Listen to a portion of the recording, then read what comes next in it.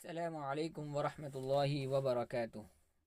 بیع معجل جس کی وجہ سے قیمت بڑھ جاتی ہے، اس بارے میں ڈاکٹر اسرار صاحب سے پوچھا گیا تو انہوں نے فرمایا کہ یہ سود ہو کر حرام ہے، حالانکہ اس کا جواز قرآن کا شان نزول، احادیث مبارکہ اور اجماع امت یعنی ائمہ اربعہ اور قیاس سے ثابت ہے۔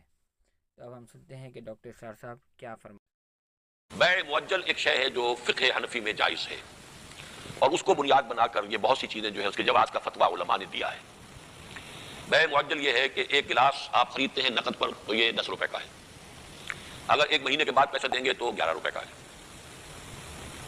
اس کا جواز ہے، فقہ حنفی میں جواز ہے، اور اس موضوع پر اس کا جواز ہے، میرے نزدیک یہ حرام ہے۔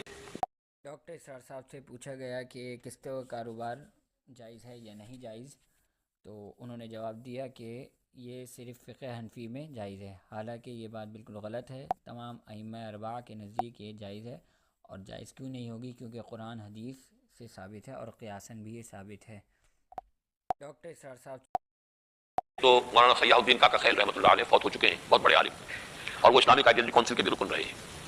ان کا مقالہ ہم نے شائع کیا تھا کہ یہ حرام ہے اور اس کے لیے کوئی جواز نہیں ہے۔ بیع معجل ایک شے ہے جو فقہ حنفی میں دلیل میں دو علماء کے نام پیش کر رہے ہیں، اور لیکن انہوں نے بھی کوئی قرآن حدیث سے اس کا حرام ہونا ثابت نہیں کیا، اور ڈاکٹر اسرار صاحب صرف ان کی لکیر کے فقیر کے طور پر ان کے پیچھے چل رہے ہیں، اور پھر یہی بات علماء امت کے لیے کہہ رہے ہیں کہ یہ لکیر کے فقیر کے طور پر بغیر کسی دلیل کی بات کر رہے ہیں، حالانکہ میں نے آپ کو بتایا کہ قرآن حدیث اجماع قیاس سے یہ ثابت ہے۔